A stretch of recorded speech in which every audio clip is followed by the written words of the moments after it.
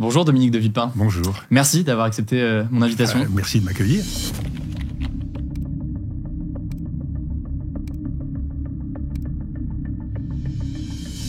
On a énormément de sujets à aborder ensemble. Vous êtes évidemment ancien Premier ministre, ancien ministre des Affaires étrangères. On va donc beaucoup parler de politique internationale.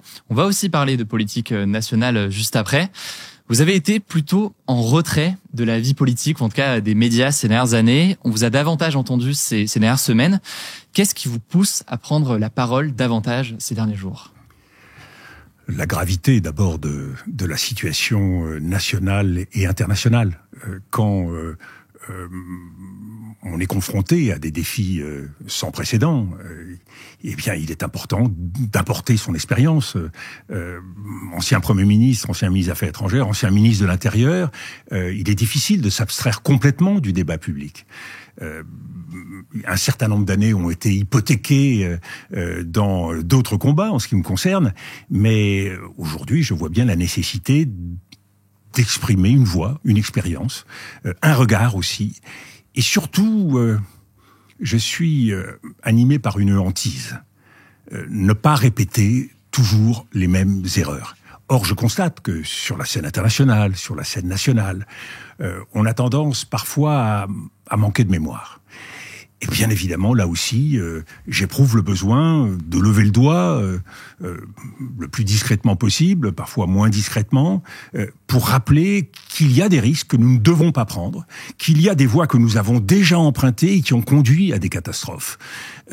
Ça fait 25 ans, pour prendre un exemple en matière d'intervention militaire, que nous refaisons les mêmes bêtises. Ça fait 25 ans, depuis le 11 septembre 2001, qui a été une déflagration, un choc sur la scène mondiale, qui a cette tentation de vouloir régler par la force seule les conflits. Mon expérience depuis des décennies, c'est que la force seule est une force vaine, c'est une vanité, et qu'il faut donc essayer de se fixer des objectifs politiques et ne pas se contenter de l'engrenage de la violence. Et on va revenir sur cette question d'ailleurs de la violence après, c'est évidemment un des points que je voudrais voir avec vous. Qu'est-ce qui a changé sur ces 2 dernières années ? C'est vrai que des crises en soi, il y en a eu ces dernières années, ces 10, 15, 20 dernières années, on en a vu beaucoup. Mais qu'est-ce qu'il y a de nouveau, qu'est-ce qu'il y a d'inédit dans ce qui se joue en ce moment, selon vous ? Alors d'abord, pour nous Français, il y a un environnement européen qui s'est très gravement transformé depuis 2022, la guerre d'Ukraine, 2023, la tragédie du 7 octobre et la spirale de violence qui s'en est suivie au Proche-Orient. Donc on a un environnement géopolitique très différent. Par ailleurs, nous sommes dans un monde qui n'est plus tout à fait, en ce qui concerne l'équilibre des forces, celui d'avant. Nous avons une logique de confrontation des puissances, et en particulier de la Chine et des États-Unis, qui devient aujourd'hui la grande affaire sur la scène internationale. Et nous voyons cette Europe, notre Europe, qui a beaucoup de mal à s'affirmer, beaucoup de mal à exister, en dépit des progrès qui ont pu être effectués. Et ça, on le voit depuis le défi sanitaire du Covid, depuis également la guerre en Ukraine, où nous avons pris toute une série de dispositions, mais nous restons toujours en retard par rapport à l'exigence d'affirmation sur la scène mondiale. Et puis, il y a une autre donnée qui, elle, est plus politique. C'est que nous avons vu les démocraties libérales être confrontées à des crises graves. Avec même ce sentiment extrêmement inquiétant que les régimes autoritaires pourraient s'en tirer mieux que nous, ou que les démocraties libérales pourraient être tentées par ces régimes autoritaires. C'est ce qu'on appelle l'illibéralisme, la démocratie illibérale, c'est-à-dire qui ne respecte pas l'état de droit, un certain nombre de grands principes fondateurs de la démocratie. Cette évolution, elle conduit à une crispation dans nos démocraties. Cette crispation, on la voit venir depuis un certain nombre d'années, et en particulier depuis le retournement de la mondialisation. Après l'entrée de la Chine à l'Organisation mondiale du commerce, on a vu la part de la Chine dans la production mondiale s'accroître. Elle était en gros de 2% au début des années 90. Elle est aujourd'hui pas loin de 20%. La part américaine des États-Unis dans la production mondiale, elle est de 26%. C'est dire que il y a eu un rattrapage fait par la Chine. il faut se rappeler que la Chine a historiquement toujours occupé une part très importante. La Chine des Qing, au XVIIIe siècle, était un ensemble respecté et admiré. Donc, cette évolution de la démocratie fait que il y a un branle-bas de combat aujourd'hui en Europe, avec la montée des populismes, avec la crise sociale, avec le sentiment que tout fout le camp, que l'avenir sera moins bon pour nos enfants que pour nous. Donc cette inquiétude-là, il faut y répondre. La démocratie ne peut pas vivre si elle n'apporte pas des réponses, si elle n'apparaît pas en prise avec le réel. Or, peu à peu, elle est devenue incantatoire. Elle est devenue une sorte de champ coupé des réalités des Français. D'où la tentation, de votes extrêmes. Et jusqu'à cette période récente, ces 2 dernières années, effectivement, où, tout à coup, tout a commencé à dérailler. Le second mandat d'Emmanuel Macron. Il y a eu donc l'élection de Donald Trump, la réélection plutôt d'ailleurs de Donald Trump, son arrivée au pouvoir. On va parler évidemment de la question de ses rapports de force à l'échelle internationale, en commençant peut-être par la question de ces liens entre les États-Unis et l'Europe, les États-Unis et la France. Dans l'histoire, évidemment, il y a eu des tensions, des désaccords très profonds entre la France et les États-Unis. Vous êtes très bien placé pour le savoir. Mais les deux pays, historiquement, la France et les États-Unis, ce sont des pays alliés. Est-ce que c'est encore le cas aujourd'hui ? Alors, vous avez raison de rappeler que nous sommes historiquement des pays alliés, et ce depuis la fondation des États-Unis, puisque un certain nombre de Français se sont battus pour l'indépendance américaine. Lafayette, nous voilà, reste un élément reconnu par les Américains. Et de la même façon, lors des 2 guerres mondiales, nous avons bénéficié de cette générosité américaine. Donc, de part et d'autre, il y a des liens extrêmement profonds, et ce modèle américain, il a toujours été admiré en Europe et en France, et admiré pas seulement sur le plan économique, pas seulement sur le plan de la démocratie, cette vitalité de la démocratie, mais aussi sur le plan culturel. Un soft power assez exactement, important. Le regard vers Hollywood, le regard vers la créativité des industries culturelles américaines. Aujourd'hui, c'est vrai qu'il y a un basculement. Il y a un basculement d'abord parce que l'Amérique, et on a tendance parfois à l'oublier, est elle-même en crise et qu'elle n'est pas sortie de cette crise. On voit depuis des années monter une guerre culturelle, une sorte de guerre civile culturelle américaine, où on s'oppose sur des modèles de culture et de société, avec le wokisme d'un côté, avec de l'autre côté une sorte d'intransigeance dans la gestion de la société, et une angoisse qui est peu évoquée en général, qui est l'angoisse du basculement, je dis racial parce que chacun sait que les races n'existent pas, mais d'un basculement de couleur de peau, d'un basculement ethnique qui est en prévision des prochaines années où la majorité blanche deviendra une minorité. Et c'est intéressant, le trumpisme s'est toujours appuyé sur cette majorité blanche, les zones industrielles défavorisées, le sentiment d'exclusion, le sentiment des hommes blancs de ne plus avoir leur place dans leur société et la reconnaissance traditionnelle.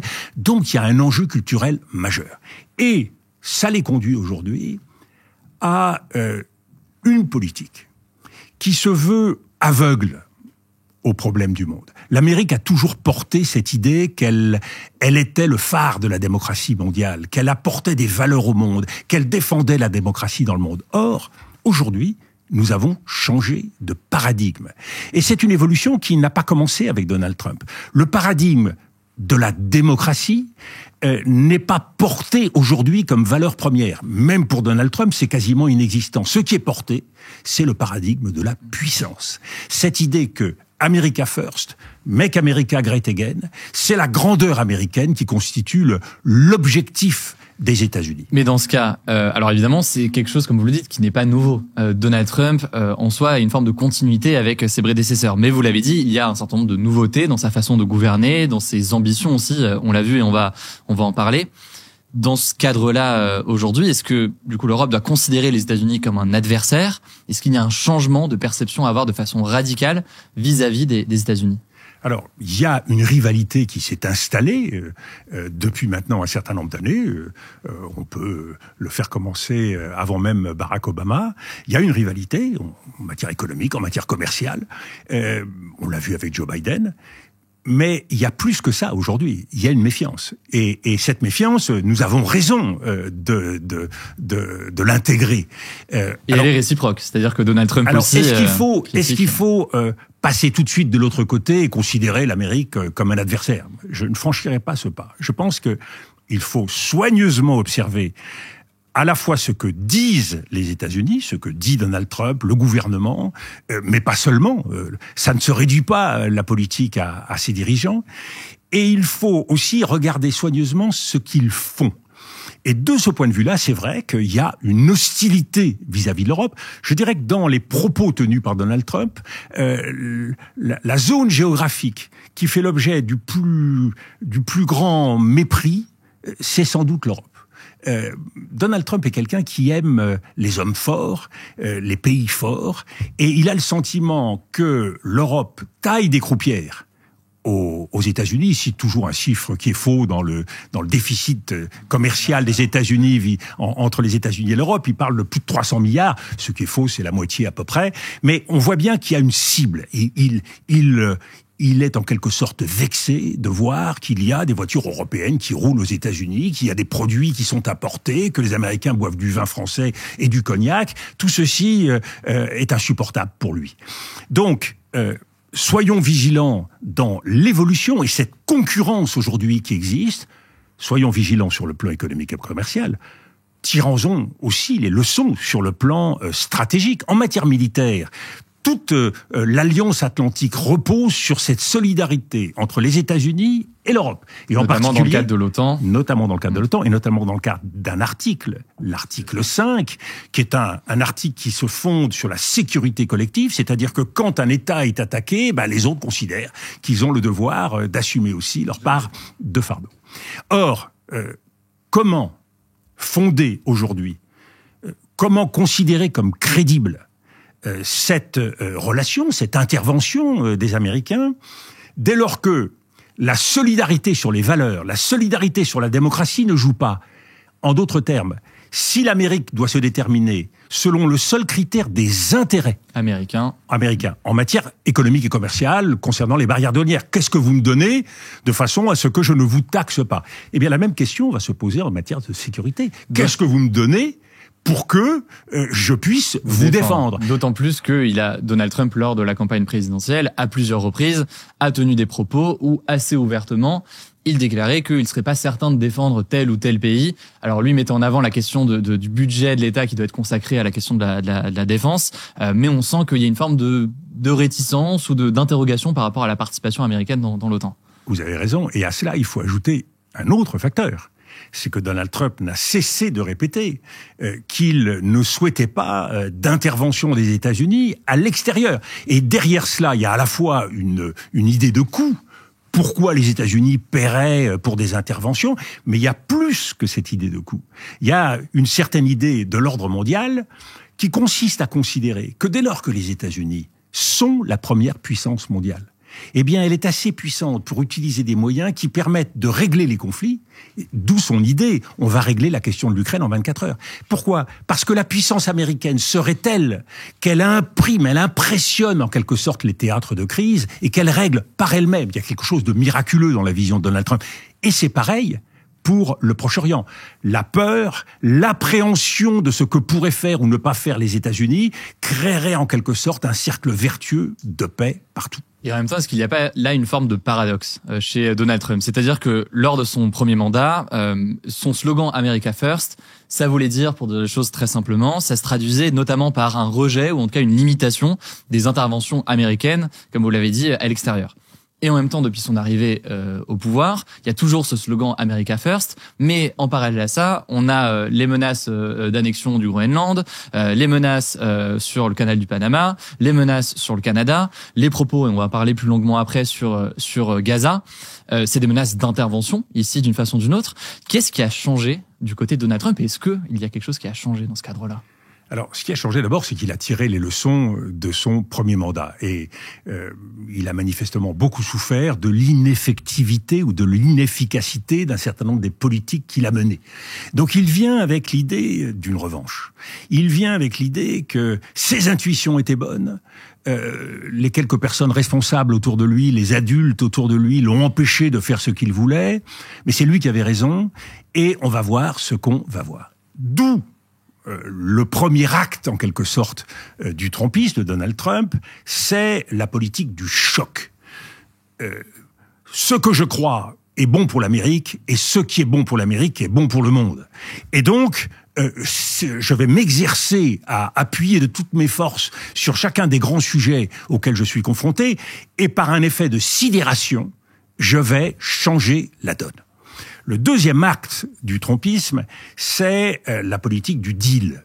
C'est l'idée que tout problème trouve sa réponse dans une négociation et dans un accord favorable, bien sûr, aux États-Unis, parce qu'un bon deal pour Donald Trump, c'est un deal qui lui est favorable et pas gagnant-gagnant, comme disent les Chinois.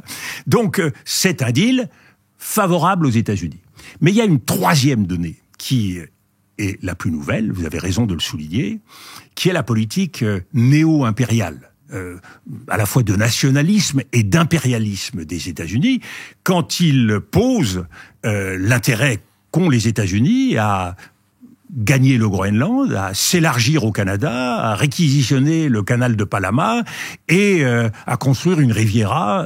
Donc il y a à la fois un phénomène d'expansion et un phénomène intéressant et très curieux sur le plan démocratique de privatisation. Et si on s'arrête... Y compris économique au sens... oui. Absolument, oui, de privatisation. La Riviera, il s'agit de construire des immeubles qui vont rapporter un certain nombre de revenus à des promoteurs immobiliers, dont lui-même. Donc c'est pas quelque chose de neutre. De la même façon que quand il lance ses crypto-monnaies, eh bien il le fait à son avantage. Il privatise en quelque sorte une monnaie et il interdit à la Federal Reserve américaine d'avoir ses propres crypto-monnaies pour permettre justement à des particuliers comme lui ou à sa femme de gagner beaucoup d'argent. Donc cette logique-là, elle est extrêmement marquée. Mais il y a un dernier chapitre, un dernier élément de cette politique qui est la fusion en quelque sorte entre les politiques publiques et une technostructure faite de grands hommes d'affaires dans le domaine des technologies nouvelles et du numérique. Et oui, Peter Thiel et beaucoup d'autres. Et cette fusion, en quelque sorte, marque une volonté américaine, pour employer un mot cher à notre président de la République, de tuer le match. C'est-à-dire que dans la compétition mondiale, on est toujours, depuis la nuit des temps, dans l'idée que il y a des pouvoirs, des pays qui s'opposent. La nouveauté, c'est que les nouvelles technologies, et en particulier l'intelligence artificielle et ce qui en suivra, donnent des outils d'une telle puissance que ça permet d'écraser l'adversaire. En gros, le monde entier se ramène à un interrupteur et il n'y a qu'un doigt sur l'interrupteur qui permet d'allumer ou de fermer la lumière. Ça, c'est une donnée nouvelle, ça transforme le monde entier, ça permet de coloniser les esprits, parce que dès lors que le monde et les individus se ramènent à des données, celui qui tient ces données effectivement en fait ce qu'il veut. Donc vous voyez bien, on a changé, en quelques années, on a changé de monde. Et ça implique un nouveau système économique, un nouveau système politique, un nouveau système technologique très disruptif. Et donc, une capacité pour nous à prendre notre avenir en main, nous Européens et nous Français. Et on va parler d'ailleurs de la question de l'intelligence artificielle tout à l'heure, parce que c'est vrai que c'est beaucoup dans l'actualité, c'est un sujet qui est crucial. Mais vous avez parlé de la question de ces figures, vous avez parlé de Peter Thiel. Il y a évidemment la figure la plus connue aujourd'hui qui est Elon Musk. Elon Musk, c'est la combinaison en un seul homme aujourd'hui d'une force économique, SpaceX, Tesla, Neuralink, tout un tas de sociétés, d'une force gouvernementale d'une certaine façon, parce qu'il est quand même membre du gouvernement et très proche, en tout cas aujourd'hui, de Donald Trump, et d'une force médiatique et technologique. Neuralink, on en a déjà parlé, mais aussi évidemment X, qui est un média à part entière dans ce qu'il est capable de diffuser en termes de contenu. Alors évidemment, c'est pas le premier milliardaire à avoir beaucoup de pouvoir, mais qu'est-ce qu'il y a d'inédit face à nous aujourd'hui dans une figure comme celle-ci? Alors la première chose qu'il faut souligner, c'est la confusion entre le public et privé. Quand vous avez quelqu'un comme Elon Musk, qui a parmi les premières entreprises du monde, que ce soit dans le domaine du spatial, dans le domaine de l'automobile électrique ou dans le domaine des communications avec X, qui a également la main sur le budget de l'État fédéral, à travers le département de l'efficacité gouvernementale. C'est-à-dire qu'il a accès, à travers ce budget, à une masse de données privées absolument considérable. Vous voyez bien à quel point le mélange des genres devient extraordinairement nouveau et dangereux. On a pendant longtemps pointé le doigt vers le risque totalitaire de pays comme la Russie et comme la Chine, avec la possibilité d'un contrôle général de la population. Eh bien, l'Amérique d'aujourd'hui n'échappe pas à ce risque et à ce danger.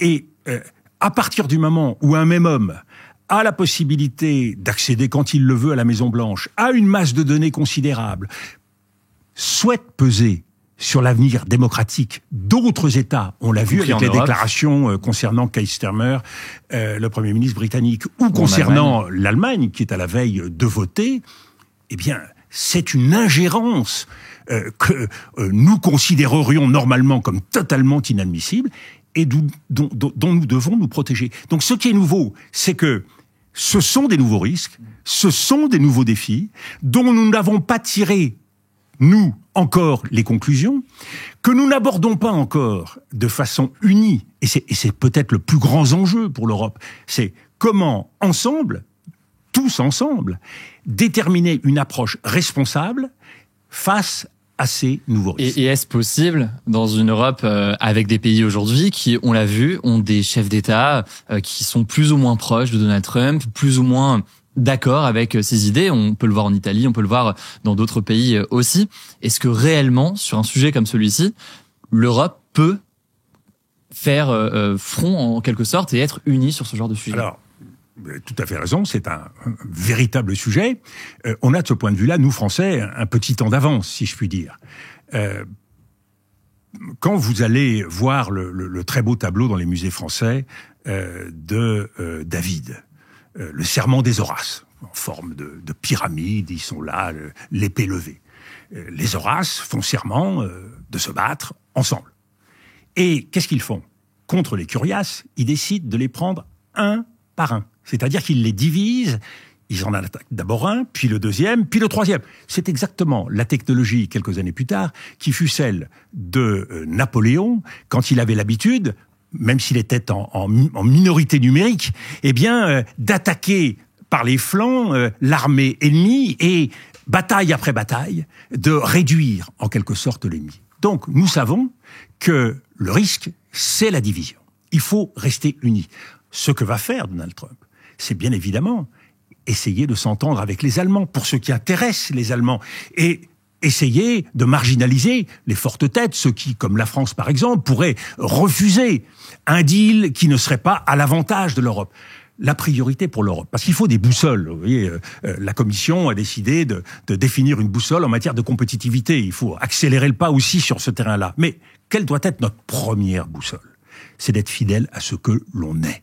Nous sommes des démocraties, nous tenons à rester des démocraties libérales, et donc nous voulons que ces démocraties soient fondées sur le respect de certains principes et d'un rapport au peuple qui fait que c'est le peuple qui tranche dans chacune de nos démocraties. Si tous ne sont pas d'accord, comment est-ce qu'on fait? Eh bien, c'est là où nous devons... Alors pourquoi d'abord ne sont-ils pas d'accord ou ne seraient-ils pas d'accord? Soit parce qu'ils pensent que leur intérêt national doit l'emporter sur l'intérêt de tous, sans constater le fait que c'est un marché de dupes et une illusion, puisque n'importe quel des États européens seul face aux États-Unis n'est pas en rapport de force pour véritablement peser sur la décision américaine.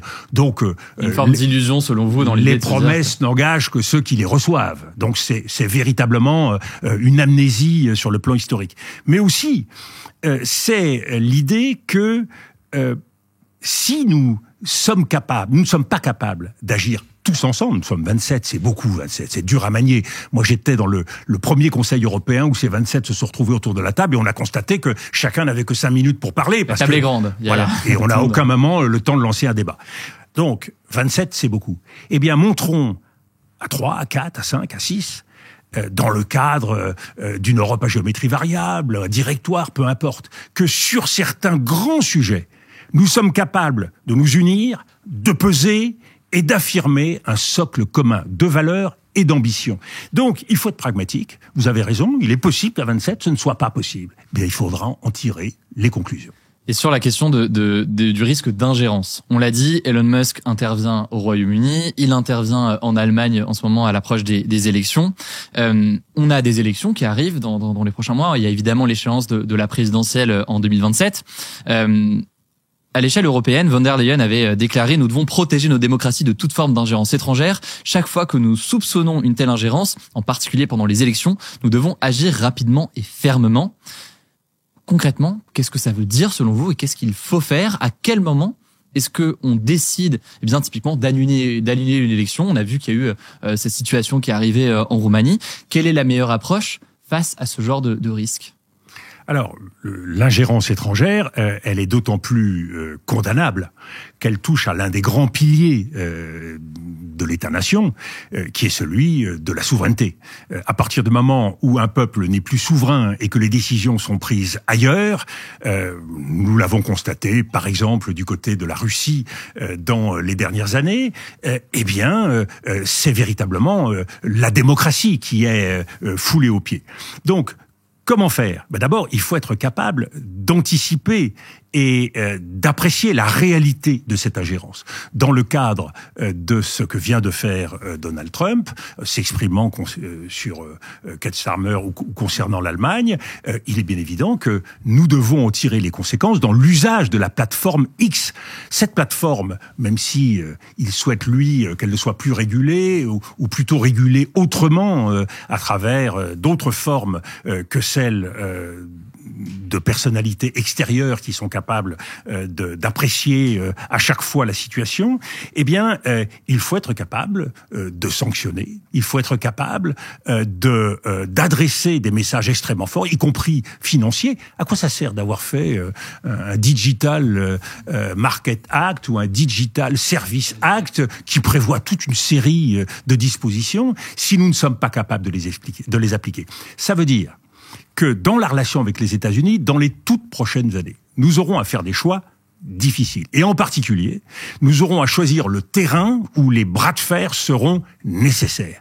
Mais nous ne pouvons pas être la variable d'ajustement, nous ne pouvons pas être ceux qui se laissent gober tout cru, et en quelque sorte, sans rien dire. Nous devons montrer que nous avons des capacités et des volontés. Ne l'oublions pas, nous sommes le premier marché mondial. 450 millions de personnes. À partir de là, nous avons les moyens de nous défendre si nous avons la volonté de nous défendre. Et en même temps, même s'il y a cette volonté, il y a parfois aussi des questions qui sont infiniment complexes. Là, on parlait de la question de l'ingérence, mais on peut parler de la même façon de la question de la propagation potentielle de fausses informations qui peuvent se faire sur ces plateformes-là. Une question comme celle-ci, on sait qu'elle est extrêmement sensible. Qui doit réguler? Qui doit décider de ce qui est vrai ou de ce qui est faux? Est-ce que c'est un État? Si c'est le cas, il y a toujours le risque qu'on peut voir que demain, ce soit un outil justement de censure qui puisse être utilisé. Est-ce que c'est une plateforme privée? On voit évidemment aussi le risque qu'il peut y avoir. Est-ce que c'est une autorégulation par la communauté? On voit sur X en ce moment que c'est à ses limites. Ça ne permet pas de tout réguler. Alors, typiquement, sur un sujet comme celui-ci, on voit bien que même avec de la volonté, la dimension technologique et la vitesse de tout ça se confrontent aussi à des enjeux importants. Tout à fait, et c'est pour ça qu'il faut avancer avec pragmatisme en canard. Qu'est-ce que ça veut dire?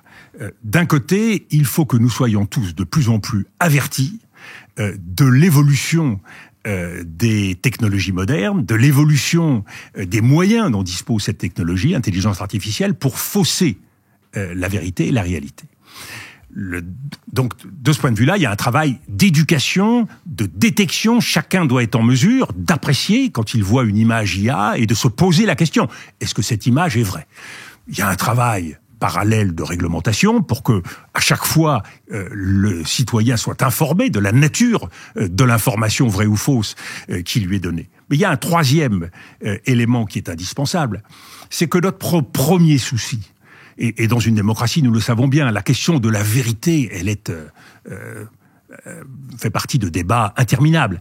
Par contre, la question de la réalité, elle est beaucoup plus mesurable. Est-ce que ce dont on parle est réel? Est-ce que la forme de ce dont on parle, est-ce que le visage, est-ce que l'événement, est-ce qu'il est réel? Ou est-ce que c'est une image de synthèse? Ou est-ce que c'est une image, on le voit souvent en matière internationale, tragique d'un conflit, mais qui a eu lieu 10 ans avant? Cette désinformation-là, oui, il faut la traquer. Et ça implique à la fois de la part de tous ceux dont c'est le métier, et là je pense en particulier à la sphère médiatique, un travail en conscience, des éléments de régulation, des éléments qui viennent checker, comme on dit aujourd'hui, vérifier l'information, et ça implique du côté du citoyen, lui, là aussi, un apprentissage. Donc, il faut, oui, nous devons grandir plus vite, nous devons mûrir plus vite, nous devons être moins naïfs, nous devons nous poser des questions. Donc c'est, oui, un appareil critique. Vous savez, au XVIIIe siècle, quand la pensée critique est apparue, eh bien, tout à coup, on a découvert la capacité qu'on avait à remettre en cause un certain nombre de vérités. Eh bien là, plus que jamais, c'est ce rendez-vous. Avec parfois, effectivement, des zones grises sur certains cas, parce qu'il y a la question typiquement de révélation potentielle qui pourrait arriver. Qu'est-ce qui fait qu'on le qualifie? Mais on apprend à chaque fois. Ce qu'il faut, c'est tirer les leçons et faire mieux. Peut-être une dernière question sur la question américaine. Quel mot est-ce qu'il faut aujourd'hui pour décrire le pouvoir façon Donald Trump? On le voit, il y a tout un tas de débats sur le qualificatif à utiliser dans le cas de Donald Trump. Est-ce que, par exemple, comme l'historien Robert Paxton, ou comme Kamala Harris d'ailleurs lors de sa campagne, vous estimez que Donald Trump mène une dérive fasciste aux États-Unis? C'est pas le mot que j'emploierais. Vous savez, tous les mots qui clouent définitivement des situations, des réalités, ont un inconvénient. Ils empêchent de penser. C'est pour ça que je pense que l'illibéralisme me paraît beaucoup plus caractéristique. Il y a dans la dérive américaine aujourd'hui une tentation.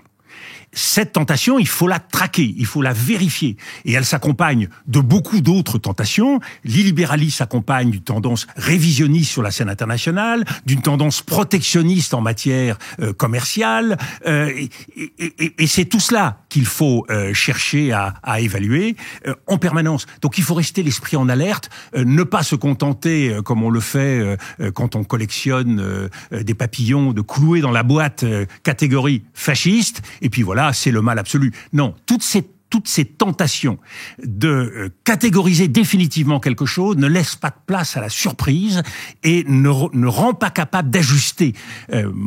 Comme diplomate, je crois à la nécessité de s'ajuster en permanence par un défi qui peut bouger. Et en même temps, là-dessus, alors que ce soit sur ce terme ou sur d'autres, certains pourraient répondre que c'est justement important de nommer les choses pour qualifier justement ce que l'on a face à nous, que ce soit sur ce sujet ou comme sur d'autres. Oui, mais il y a effectivement un risque, on l'a énoncé tout à l'heure, en matière de nouvelles technologies. Il y a un risque totalitaire dès lors qu'il y a confusion entre le public et le privé et que dans la même main, vous avez des gens qui peuvent accéder à des informations privées qui peuvent détourner. Ça, c'est dramatique. On parle de risque totalitaire pour la Russie et la Chine en matière de contrôle de la population. Bien, nous nous retrouvons devant une réalité qui est identique. Mais aujourd'hui, c'est une évolution qu'on voit peu à peu apparaître. Combien de temps durera la lune de miel entre Trump et Elon Musk? Est-ce que les contre-pouvoirs américains vont peu à peu se mettre en place? Est-ce que tous ces fonctionnaires américains qui vont du jour au lendemain se retrouver sans emploi? Est-ce que le fait d'avoir suspendu l'aide internationale de l'USAID aux États-Unis, tout ça va rester sans réaction? Vous savez, on a tendance à considérer que Donald Trump a les pleins pouvoirs, qu'il va les avoir pour 4 ans et que ça va continuer pour l'éternité. Prenons en compte le fait, la politique, c'est au jour le jour. Les mauvaises nouvelles vont commencer pour Donald Trump. Il croit avoir trouvé la pharmacopée idéale, d'avoir réponse à tout. Mais augmenter les droits de douane, ça peut créer de l'inflation, qui elle-même peut créer une récession, qui elle-même peut créer une crise financière. Donald Trump va découvrir qu'il y a une rationalité dans un certain nombre de phénomènes. On peut être irrationnel en politique, mais le réel, lui, connaît des engrenages, connaît des logiques, connaît des rationalités. Et il va être rattrapé à un moment ou à un autre par le réel.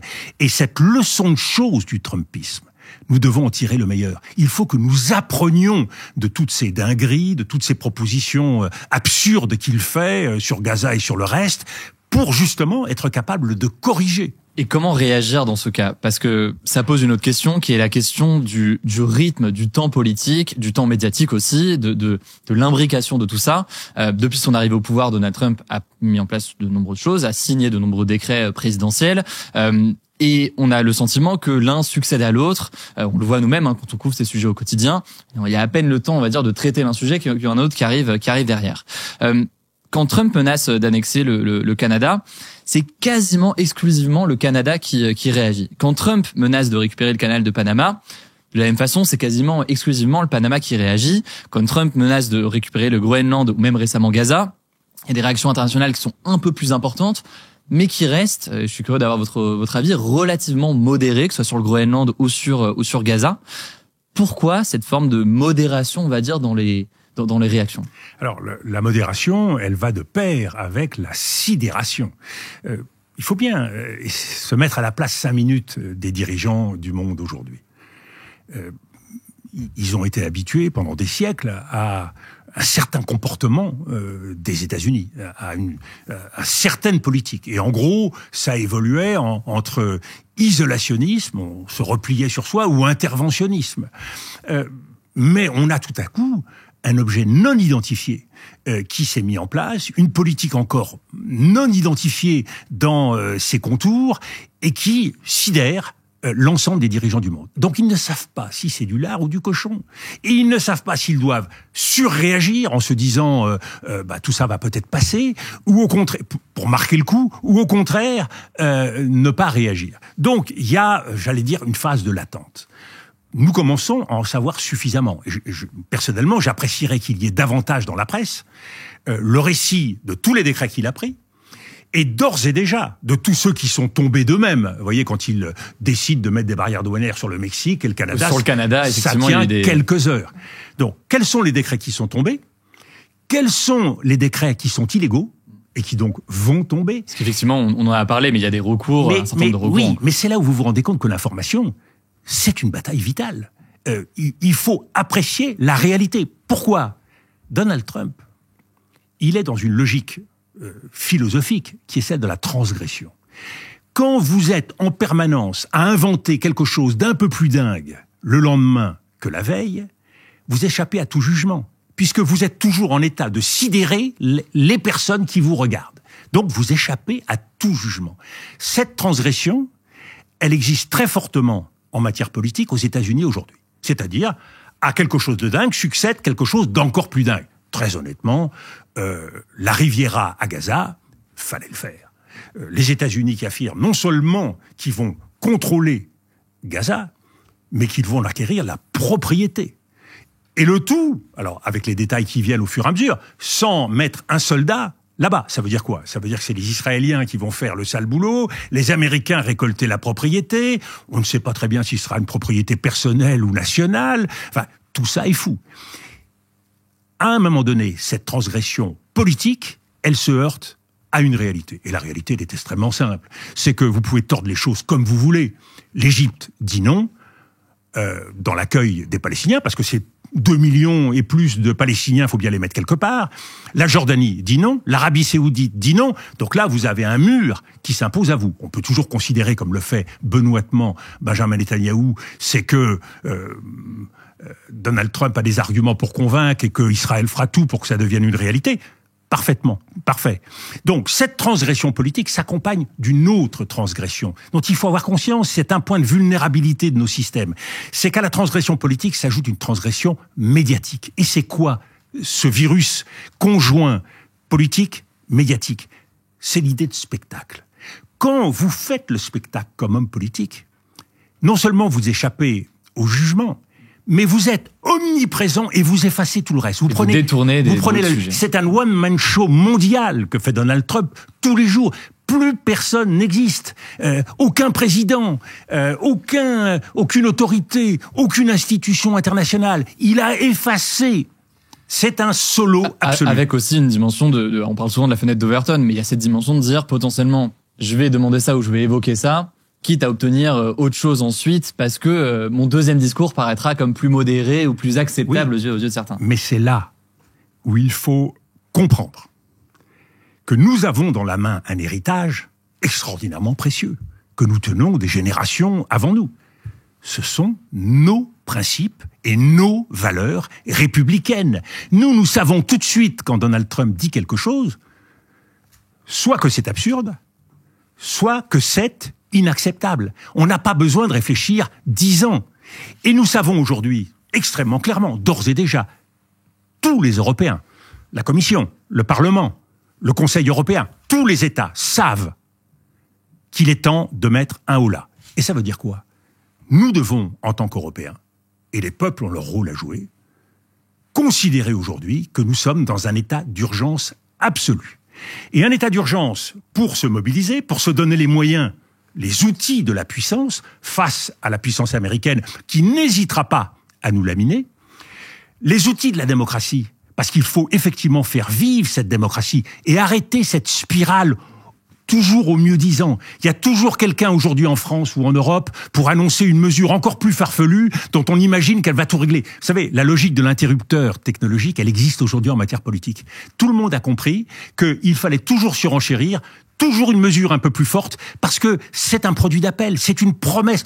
La démocratie ne fonctionne plus selon la réalité, mais selon la promesse. Et la promesse, totalement impossible, puisqu'elle est fondée sur l'idée que on s'identifie comme quelqu'un de plus dur que l'autre. Et quand vous êtes avec un peuple, face à un peuple qui est en colère, qui est frustré et qui a peur, eh bien, ça marche. Et c'est là où la démocratie française, il faut la faire vivre.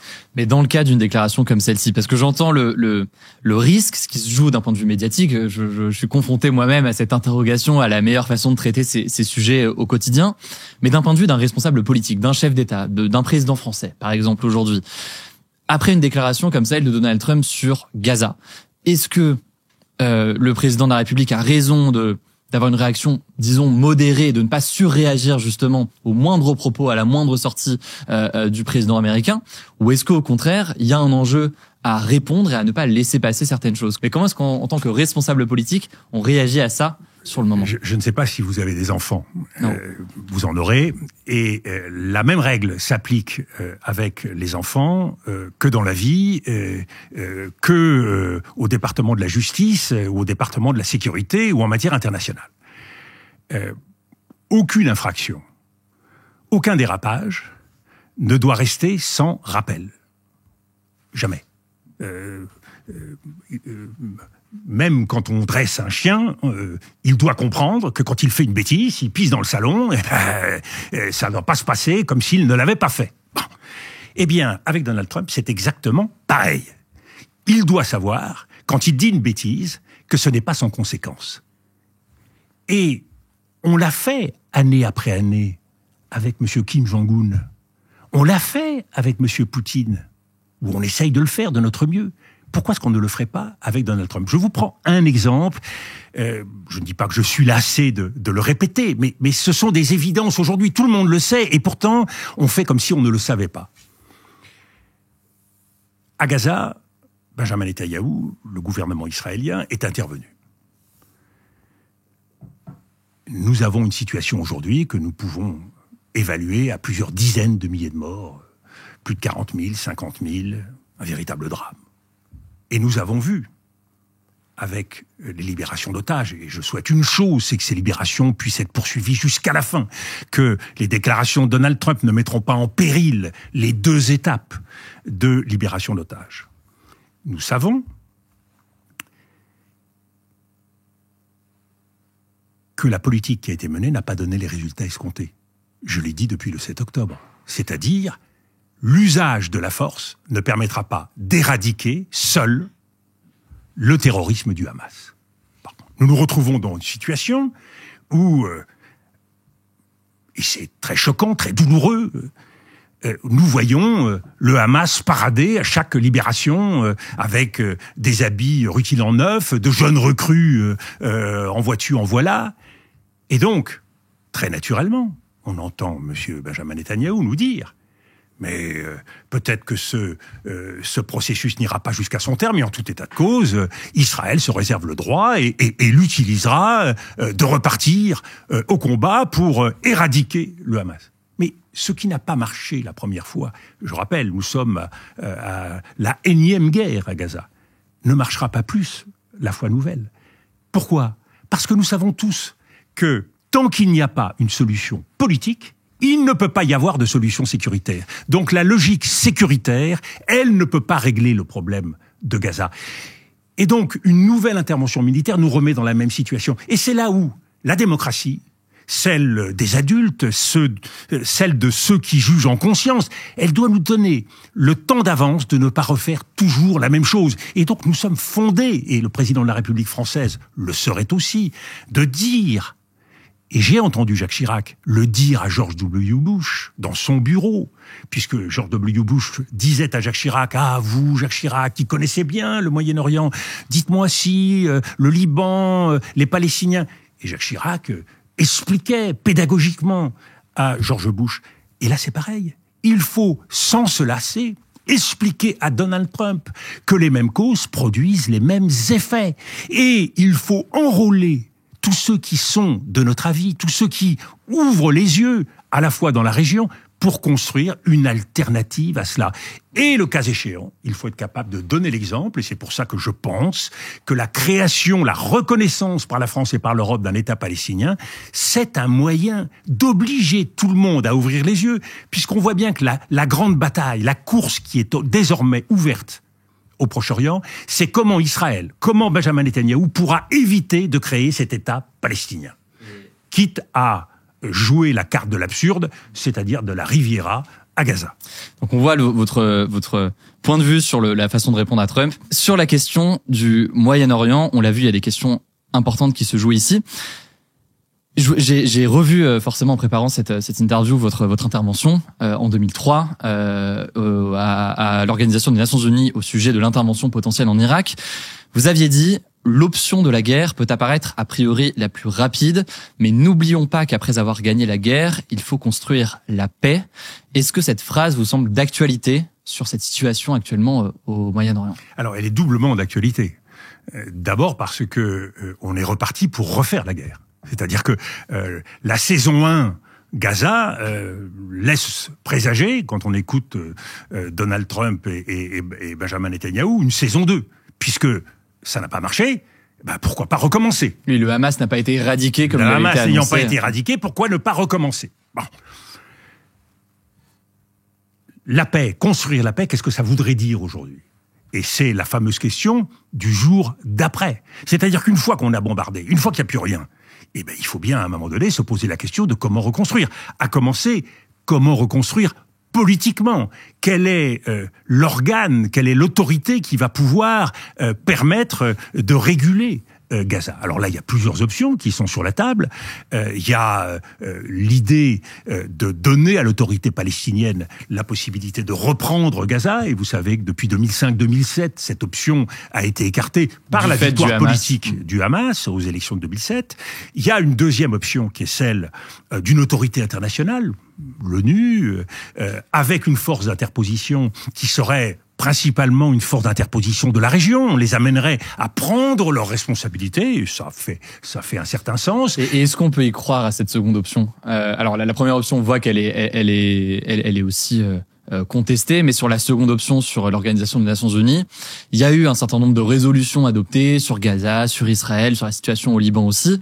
Des résolutions qui ne sont pas contraignantes, qui sont souvent perçues comme avant tout symboliques. Est-ce que l'Organisation des Nations Unies, aujourd'hui, dispose réellement de moyens pour peser dans une situation comme celle-ci? Très bonne question, qui nous ramène là aussi à l'expérience historique. Il y a plein de raisons de ne pas y croire. Je ne suis pas plus naïf qu'un autre. Je vois bien qu'aujourd'hui, et je me mets à leur place, après le 7 octobre, l'opinion israélienne, le peuple israélien a subi un tel traumatisme qu'il se dit comment est-ce qu'on pourrait vivre, se réveiller ou s'endormir le soir avec à côté des Palestiniens qui à tout moment sont susceptibles de rentrer et de reprovoquer un 7 octobre. On voit bien comment la même méfiance existe du côté d'un certain nombre de pays de la communauté internationale, pays arabes et autres. Mais l'histoire, elle est faite justement de volonté. C'est l'impossible qui se produit régulièrement sur la scène mondiale. Vous croyez que, quand j'ai posé la question à mes arrière-grands-parents ou mes grands-parents, de l'idée qu'un jour nous puissions vivre en paix avec l'Allemagne, vous croyez, eux qui avaient connu toutes les guerres successives, 70, 14, 40, vous croyez qu'ils n'étaient pas sceptiques? Et c'est là où construire la paix, c'est pas juste quelque chose qui tombe du ciel et qu'on constate à un moment donné. Je vois bien toutes les raisons qui font que c'est difficile. Mais je ne vois pas d'autre raison d'espérer que de construire la paix. Et c'est ça la tâche d'une génération. Une génération politique, elle est faite pour relever des défis, et les défis de l'impossible. Le défi climatique, honnêtement, vous regardez autour de vous, vous voyez bien que tout le monde a envie de continuer à utiliser les automobiles, les énergies fossiles, forêt, dit l'ami Trump. Tout ça paraît dingue. On n'a à peu près aucune chance d'y arriver. Mais notre honneur, notre responsabilité, c'est de mener le combat. Et donc, non seulement c'est notre devoir, mais en plus il y a quelque chose qui fait que nous n'avons pas le choix. On n'a pas le choix de désespérer. C'est quoi? C'est que il n'y a pas d'ordre international qui ne puisse être fondé sur l'idée de justice. L'ordre de 1945, quand au lendemain du désastre de 1945, la communauté internationale a ouvert les yeux et regardé devant. Elle s'est dit, on va doter le monde d'institutions. On a essayé de construire une gouvernance. Ça a été le système des Nations Unies et le système de Bretton Woods. Quand après 91, quand il y a eu l'effondrement du mur de Berlin et de l'Union soviétique, on s'est posé la question, sur quelle base reconstruire? On n'a pas forcément pris le meilleur chemin. Mais aujourd'hui, tout ça s'effondre. Et donc aujourd'hui, il faut refonder. Moi, je fais partie de ceux qui croient que les crises sont autant de devoirs et d'opportunités de reconstruire le monde sur de meilleures bases. Or, le Proche-Orient, il faut le reconstruire sur la base de la justice. Je vois bien la quantité de bricoleurs, la quantité de petits génies comme M. Trump qui tout à coup a l'idée, lui, de faire une Riviera, pourquoi pas un casino à côté, etc. Tout ça est absurde. La justice, c'est pas un sentiment, c'est pas une idée qui se bricole. C'est une idée dont on paye le prix. Eh bien, la justice, c'est ce que nous devons aux Palestiniens. C'est la considération et la reconnaissance que nous devons aujourd'hui au Moyen-Orient. Le Moyen-Orient est tiré par le fond, quelles que soient ses richesses, et en dépit de ses divisions, tiré par le fond. Et la seule façon de redonner un avenir à cette région, et un avenir à beaucoup de populations et de pays du Sud global, c'est de recroire à nouveau en la parole de l'Occident. Le plus grand défi que nous avons à relever aujourd'hui, c'est ce divorce entre les pays de l'Occident, à commencer par les États-Unis, et les pays du Sud global. Et pour recréer une unité, il nous faut construire un ordre fondé sur la justice. Mais c'est vrai que vous avez parlé de ce traumatisme. Alors, traumatisme en Israël depuis le 7 octobre, avec évidemment le bilan humain et le traumatisme au sein de la population. Traumatisme aussi, évidemment, à Gaza, avec ce bilan humain qui est immense, la situation humanitaire encore en ce moment, les destructions, y compris de bâtiments, qui sont absolument massifs, et les chiffres le montrent. On voit quand même que c'est un enjeu qui est inédit, et j'entends qu'il y a la solution de l'ONU, par exemple, qui se présente notamment. On sait aussi, du coup, ses limites. La question qui revient à nouveau, c'est tout de même la question du poids de la France dans des discussions comme celle-ci. La France, visiblement, n'était pas vraiment dans les discussions pour le cessez-le-feu ces dernières semaines. C'était surtout les États-Unis, c'était le Qatar aussi. Est-ce que la France a réellement un rôle à jouer? Il y a cette position historique sur la solution à deux États qui est toujours présente, mais sur la situation telle qu'elle est aujourd'hui, est-ce que réellement on a un rôle à jouer? Alors, vous avez raison. Personne ne nous attend. Et il y a plutôt le sentiment que nous n'avons pas forcément été là, au rendez-vous, dans un certain nombre de crises. Et donc, oui, il y a le sentiment d'une frustration, d'une absence, d'une voix de la France qui n'est pas suffisamment affirmée ou qui a eu tendance parfois à osciller. Bon, oublions tout ça. La réalité, c'est que, on le voit bien aujourd'hui, si la France ne parle pas, qui parle? Qui parle? Principalement les États-Unis, aujourd'hui. Non, mais ça, d'accord. Mais face aux États-Unis, face aux crises, si la France ne parle pas, qui parle? Et c'est donc la réponse qu'immanquablement je vous fais. C'est notre devoir. C'est pas quelque chose de négociable. Il n'y a pas à hésiter. C'est la mission qui est celle de la France. Depuis toujours, le général de Gaulle avait fondé la diplomatie française quand il est revenu aux affaires en 58 sur un triptyque. L'indépendance, parce que pour avoir une voix, encore faut-il que cette voix vous appartienne et appartienne à vous seul. L'idée d'un équilibre, à partir du moment où se formaient des blocs, eh bien, nous ne sommes prisonniers d'aucun bloc. Nous oscillons entre l'un et l'autre. C'est ce qu'on redécouvre aujourd'hui après le non-alignement dans le multi-alignement. C'est que si nous avons des affaires à traiter et à régler, comme le climat par exemple avec la Chine, faisons-le. Si nous avons d'autres affaires à régler avec le Brésil, l'Inde, faisons-le. Le président de la République a évoqué ce partenariat dans le domaine de l'intelligence artificielle avec le Premier ministre Monsieur Modi. Avançons pragmatiquement dans ce souci d'un équilibre qui contribue positivement à l'évolution du monde. Et puis, troisième élément du triptyque, l'initiative. La France, en 67, ça n'a pas fait plaisir à tout le monde. Elle a pris des positions fortes après la guerre de 67. Elle a dit des choses qui étaient difficiles à entendre. Vous voyez, nous sommes les seuls à pouvoir dire des choses qui peuvent être très dures, très désagréables, très difficiles à dire, mais qui sont nécessaires. C'est la condition de la lucidité sur la scène mondiale. Et la lucidité, c'est le point de départ de l'action. Si vous voulez que tout à coup, Donald Trump apparaisse pour ce qu'il est dans les propositions qu'il fait, c'est-à-dire, ça relève de la bouffonnerie, ça n'est à aucun moment sérieux, eh bien, il faut le donner à voir. Et en disant quelque chose de fort par rapport à de telles initiatives qui sont fantasques, qui sont loufoques, qui ne font pas avancer les choses, qui sont une marque de mépris pour un peuple. Vous savez, le peuple palestinien, vous l'avez dit, près de 50 000 morts à Gaza.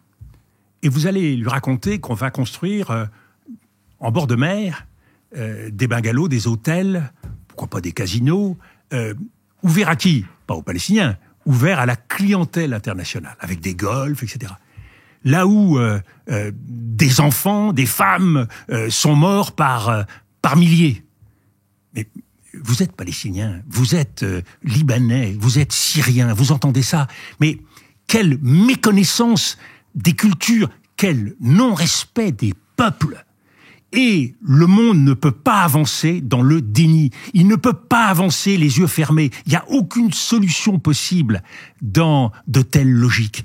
Et c'est là où l'esprit de justice, c'est ce qui permet de rebattre les cartes, de repartir d'un bon pied. Là, à partir de cela, eh bien, tous ensemble, parce que c'est pas un monde contre un autre. La paix, elle ne peut pas se faire tout seul, elle ne s'impose pas plus que dans la démocratie. Les États-Unis, ça fait 25 ans, qui croient qu'ils peuvent imposer des solutions sans demander leur avis à des peuples. Ils ont voulu le faire en Afghanistan, ils ont voulu le faire en Irak, ils ont voulu le faire en Syrie, ils ont voulu le faire dans plein d'endroits du monde.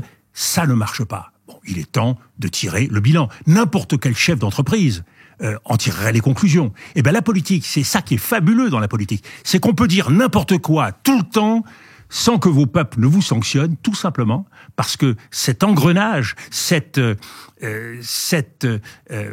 spirale, cette hystérie, eh bien, elle fonctionne parce que c'est un spectacle et que le spectacle, tout le monde est ravi de regarder sur Twitter ou sur autre chose, n'importe quel média, Donald Trump raconter ses fredaines et ses fantaisies. Vous évoquez la question du respect du droit international comme un principe et des éléments importants. Vous évoquez le fait que la France doit porter un certain nombre de valeurs, un certain nombre de sujets, vous l'avez dit. Vous dites aussi qu'il faut composer avec ce pays, on ne doit pas dépendre d'un seul allié ou d'une seule puissance avec lesquelles on serait lié. Et donc le fait de composer avec d'autres pays et de savoir composer avec d'autres pays sur tout un tas de sujets. La question qui revient souvent dans ce cadre-là, c'est quel arbitrage est-ce qu'on fait en tant que chef d'État, en tant que pays? Je vous donne un exemple. La question des droits humains, la question des droits de l'homme, une question évidemment extrêmement importante. Et en parallèle, la question économique, la question des liens commerciaux avec un pays. On peut parler des États-Unis, bien entendu, on peut parler du Moyen-Orient, mais on peut parler aussi de la question de la Chine, par exemple. En Chine, évidemment, on a avec la Chine des relations économiques importantes aujourd'hui. Il y a aussi des questions de droits de l'homme qui se posent dans ce pays comme dans bien d'autres. En Chine, ça peut être la question notamment des Ouïghours, mais c'est un sujet parmi plein d'autres sur place. Comment est-ce qu'on compose avec les deux? Est-ce que ça veut dire dans ce cas, en fait, que on ne peut pas nouer de relations commerciales ou développer de liens commerciaux tant qu'il n'y a pas ces sujets qui sont réglés? Est-ce que réellement c'est possible? Comment est-ce que vous voyez ces deux questions? Alors, c'est une des questions les plus difficiles en matière de conduite des relations internationales. Il faut évidemment agir et défendre les droits humains concomitamment. Il faut avancer et parler en marchant et agir en marchant. On ne peut pas séparer les deux. Si on pose comme condition le respect des droits humains à un moment historique où ils régressent à peu près partout sur la planète, eh bien, on a assez peu de chances de pouvoir être efficace sur la scène internationale. Donc, être pragmatique. Deuxièmement, ne jamais lâcher les principes. Voyez-vous, quand par exemple nous avons des grandes institutions internationales, la Cour internationale de justice, la Cour pénale internationale, qui prennent des décisions difficiles, nous ne pouvons pas tout à coup nous dégager et nous retirer et moyenner de façon à pouvoir défendre nos propres intérêts. Comme on a vu la France essayer de le faire en ce qui concerne la décision de la Cour pénale internationale sur les mandats d'arrêt concernant Vladimir Poutine et Benjamin Netanyahou. Cela suppose de la constance. Et la France doit défendre en toutes circonstances le droit humanitaire international et le droit international. La question de l'efficacité sur le plan humain, de la promotion de la défense de ces droits, c'est une question difficile. On peut considérer que parfois la discrétion est préférable. Tout simplement parce qu'il y a une logique qui pèse très lourd dans le monde d'aujourd'hui, dans un monde qui est marqué par le ressentiment entre des États et des peuples, qui est la logique de face. Si vous envoyez à la figure de votre interlocuteur publiquement un certain nombre de choses, tenez, je vous donne la liste des gens qui sont dans votre prison, il faut les sortir immédiatement. Donc vous ne respectez pas vous-même certains principes à côté. Et qu'en plus vous ne les respectez pas, eh bien votre interlocuteur se braque. Donc il y a une règle d'expérience que je pose, il faut être cohérent et il faut être responsable. Ça veut dire qu'il faut donner l'exemple. Une démocratie, si elle ne donne pas l'exemple elle-même, ce qu'on nous renvoyait à la figure un certain nombre de pays autoritaires au moment de la crise des Gilets jaunes, quand vous voyez des jeunes éborgnés sortir des manifestations ou des situations qui apparaissent difficiles dans telle et telle région de France, eh bien évidemment, les leçons que vous donnez apparaissent comme singulièrement deux poids, deux mesures. Donc le deux poids, deux mesures, faut l'éviter. Mais, et c'est là où je crois qu'il y a la possibilité de réconcilier les deux, toujours se battre sur les principes. Choisir la façon la plus utile de faire avancer la défense de ces droits humains concrètement. Vous voyez, on a aujourd'hui 3 Français qui sont retenus en otage en Iran. Eh bien, oui, tous les jours, il faut être à la tâche pour essayer de faire progresser la zone. Pareil avec l'Algérie pour Boualem Sansal. Ça fait partie des choses, par tous les biais, tous les moyens, de toutes les façons, il faut essayer de faire progresser la volonté qui est la nôtre, de faire avancer ces droits. Donc oui, c'est un combat. Il n'y a pas de solution toute faite. En tout état de cause, la logique de l'escalade ne donne que rarement les résultats espérés.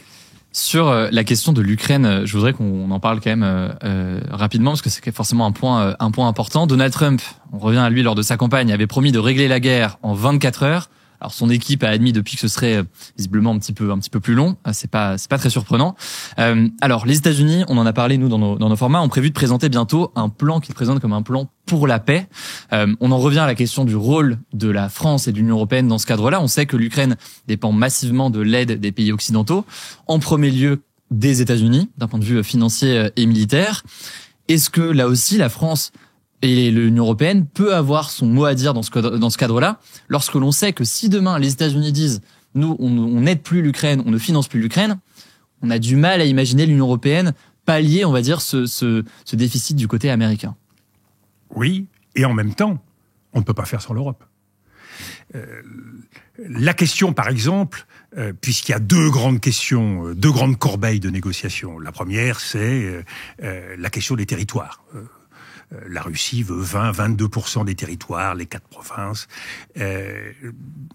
Donc cette première question des territoires et le corollaire de la question des territoires, en échange, éventuellement, s'il fallait imaginer que ces territoires puissent, dans le cadre d'un traité de paix, première option, être concédés, quelles seraient les garanties que recevrait l'Ukraine ? En matière de protection. Alors que nous savons que les États-Unis ne sont pas prêts aujourd'hui, et certains Européens ne sont pas prêts à considérer l'adhésion à l'OTAN. Donc, dans les garanties qui peuvent être apportées, quels sont les États qui sont les mieux placés pour apporter ces garanties ? dès lors que la question de l'intégration à l'OTAN n'est pas sur la table, par définition, c'est une garantie qu'apporteraient les pays de l'Union européenne. Donc vous voyez bien, on est incontournable dans le règlement lui-même. Donc le fait d'imaginer, ce qui est intéressant, c'est que cela a été imaginé, et cela est imaginé par l'administration Trump, de ne pas avoir l'Europe à la table de négociation, à quelque chose de très farfelu. D'autant plus que à l'heure de la reconstruction, parce qu'il y a bien un moment, quand on a tout détruit, il faut bien se préoccuper de savoir qui reconstruit et avec quel argent. Nous savons tous que c'est au premier chef, puisque Donald Trump a posé comme règle de base de sa politique de ne pas payer pour les autres, et même de ponctionner les autres autant qu'elle le peut, parce que quand il s'agit d'élever nos dépenses à 5%, bien évidemment, une des conditions qui va avec, c'est d'acheter le plus possible d'armement américain. Donc nous voyons bien, l'Europe est incontournable. La France est dans une position elle-même singulière et particulièrement décisive. Nous sommes, dans l'Union européenne, le seul pays qui dispose de la force de dissuasion et d'un siège au Conseil de sécurité. Mais nous disposons de la force de dissuasion. Donc nous avons la capacité, par exemple avec les Britanniques, qui ont eux également, même si elle est largement dépendante des États-Unis, une force de dissuasion, nous avons la possibilité d'un effet de levier. Ça veut dire que sur le plan des stratégies, sur le plan des réflexions, sur ce que pourrait faire une éventuelle force de dissuasion stratégique européenne, il y a peut-être un certain nombre d'éléments qui peuvent être imaginés. Ça, c'est la perspective d'un traité de paix. Nous voyons que cette perspective d'un traité de paix, elle est difficile et peut-être malheureusement lointaine. Pourquoi ? Demander à l'Ukraine aujourd'hui, État souverain, indépendant, de concéder plus de 20% de son territoire. Reportez-vous à la situation de la France après 1870. Demandez à la France d'accepter que l'Alsace et la Lorraine restent définitivement allemandes. Ça vous paraît quelque chose de réaliste ? Quand on relit Alphonse Daudet, quand on relit tout Maurice Barrès, on voit bien à quel point la dimension sacrée des territoires, des provinces perdues, ne cesse de grandir et de grossir. Donc, le scénario le plus probable n'est pas celui d'un traité de paix, c'est celui d'un accord de cessez-le-feu, peut-être d'un armistice, le scénario coréen, entre les deux Corées, c'est-à-dire qu'on gèle la situation. Et qu'à partir de là, on ne dit pas quel sera définitivement à l'avenir le statut de ces territoires, on gèle, on met entre parenthèses cette situation, mais par contre, ça n'enlève rien à la nécessité de trouver des garanties pour que la guerre ne recommence pas dans 6 mois, dans 1 an. Et ça pose la question de quel type de force. Est-ce que c'est une force d'interposition européenne ? Est-ce que c'est une force d'interposition internationale dans le cadre des Nations Unies ? Là, il y a une réflexion, il y a des modules à imaginer. Et en même temps, on voit que du côté du président ukrainien, j'avais eu l'occasion de l'interviewer il y a à peu près 1 an, à une période où il y avait ces discussions côté américain sur le prolongement ou non de certains paquets et certaines aides financières et militaires. On sentait évidemment son opposition, sa colère vis-à-vis de la position des Républicains et donc notamment de Donald Trump qui s'opposait à tout financement supplémentaire. Et on voit depuis l'élection de Donald Trump que Volodymyr Zelensky adopte tout de même un discours différent. Je pense qu'il est conscient qu'il a besoin des États-Unis aujourd'hui, qu'il a intérêt à avoir Donald Trump tout de même à ses côtés.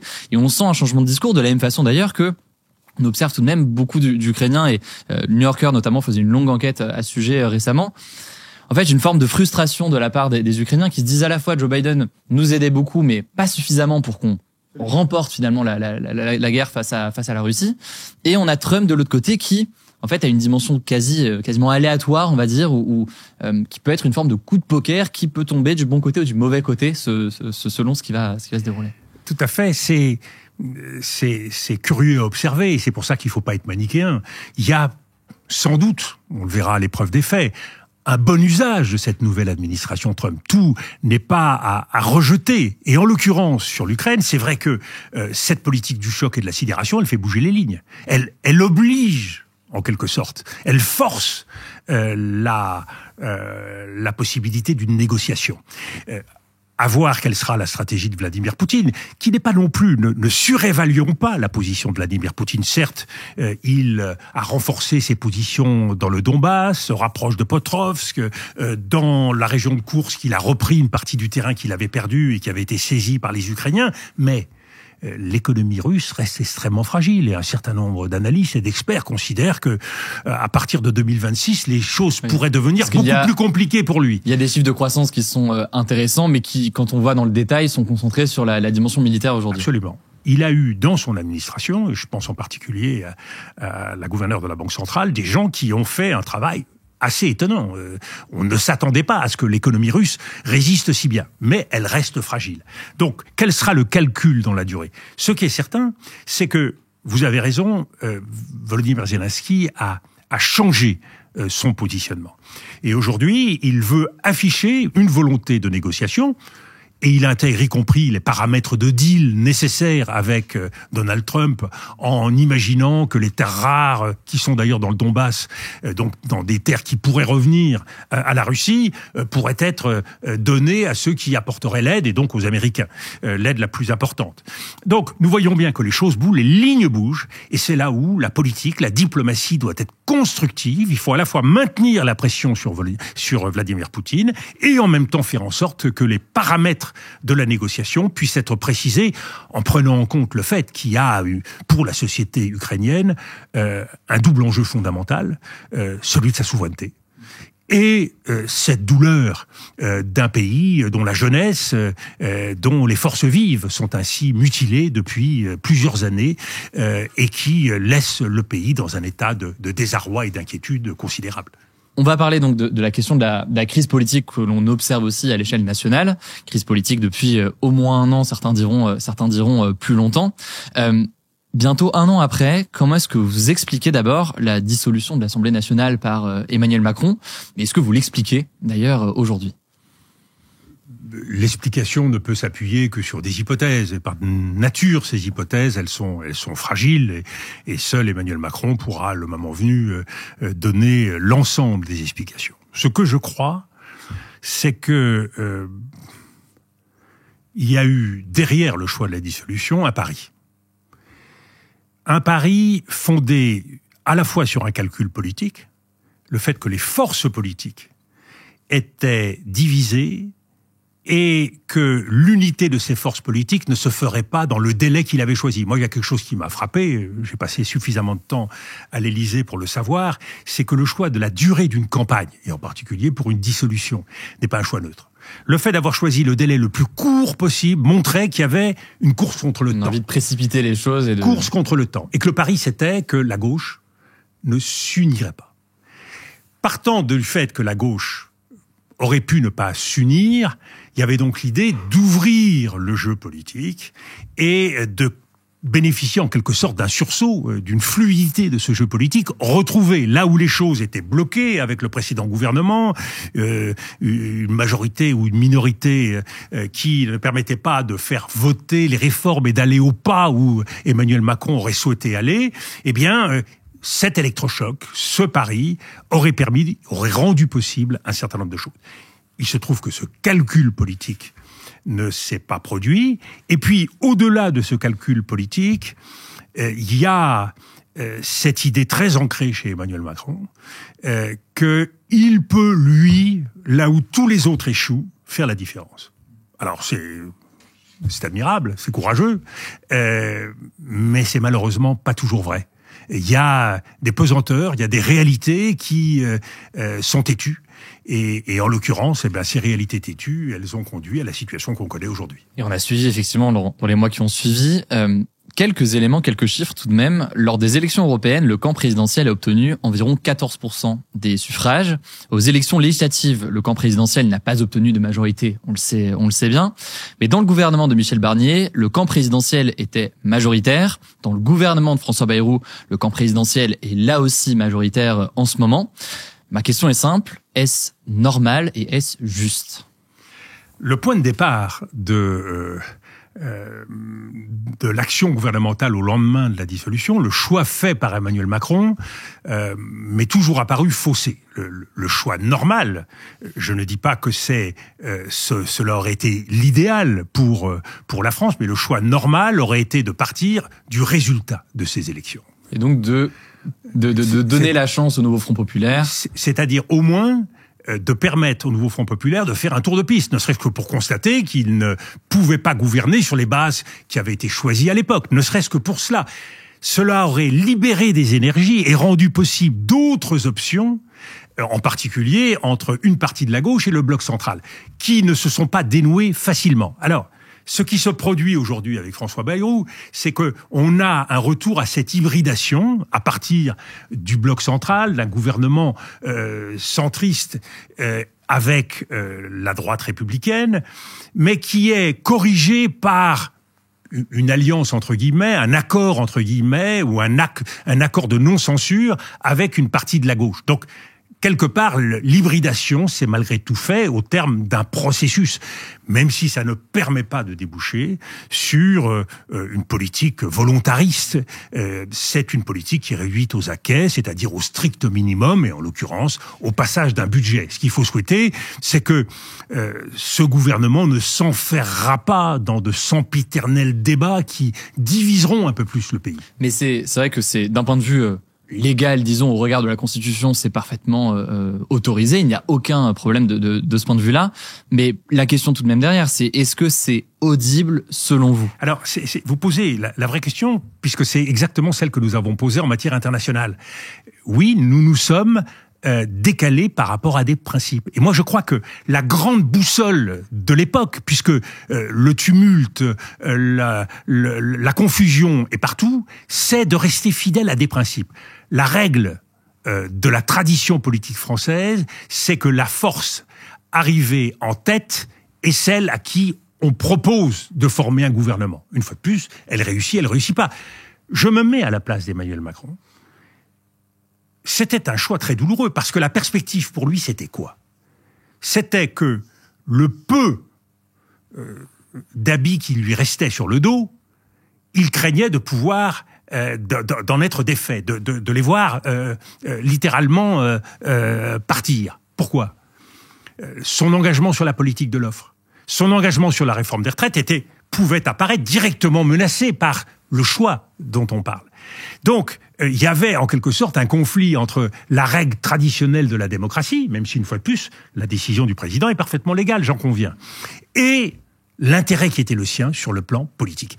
Et c'est en ça que la décision de la dissolution, en l'occurrence, apparaît comme mal ajustée au regard de l'ambition qui était la sienne, qui était de préserver à tout prix ce cœur politique, cet héritage qui se veut être celui du macronisme. Est-ce que vous allez jusqu'à dire que le logiciel, le fonctionnement de notre République est cassé, la Ve République telle qu'elle fonctionne est cassée ? Et est-ce que vous pensez qu'il faut passer du coup à une 6e République, comme peut le proposer par exemple le nouveau Front populaire, ou avoir des réformes en tout cas institutionnelles importantes ? Alors, nous sommes à un point de l'histoire de la Ve République où on est effectivement fondé à regarder en arrière et à regarder devant, à voir toutes les difficultés qui sont les nôtres et à constater qu'il y a manifestement des problèmes qu'il faut traiter. Est-ce que ça justifie un changement de République, de Constitution ? Je ne le crois pas. Je crois que, par contre, une réflexion sur quelques éléments qui permettraient de corriger certains dysfonctionnements pourraient être bienvenus. Par exemple, une réflexion sur le mode de scrutin. Introduire un peu de proportionnel, pas passer complètement à la proportionnelle, un peu de proportionnel pour corriger le fait majoritaire peut être une réflexion. Je vous donne une deuxième piste, puisqu'il faut toujours regarder autour de soi. Nos amis allemands, ils ont un principe qui est assez créatif et positif, qui est de considérer que toute motion de censure ne peut être retenue que si elle est constructive. C'est-à-dire que si elle débouche sur une nouvelle majorité.